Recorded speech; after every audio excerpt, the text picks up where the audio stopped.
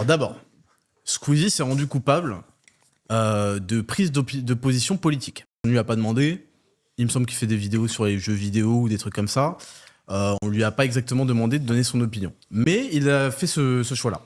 Il s'est rendu coupable, deuxièmement, de suçage de George Floyd. On rappelle que George Floyd est un drogué au fentanyl et George Floyd était un mec qui menaçait des femmes enceintes. Et il a suscité, en plein confinement, des gigantesques manifestations de soutien. Alors, Black Lives Matter, c'est un truc de bandits. Les médias ont couvert en disant non, vous inquiétez pas, on passe pas le Covid pendant les manifs parce que c'est des manifs de gauche. Et en France, il y a eu des grandes appropriations de Black Lives Matter, alors que l'histoire des Noirs en France n'a rien à voir avec l'histoire des Noirs aux États-Unis. Évidemment.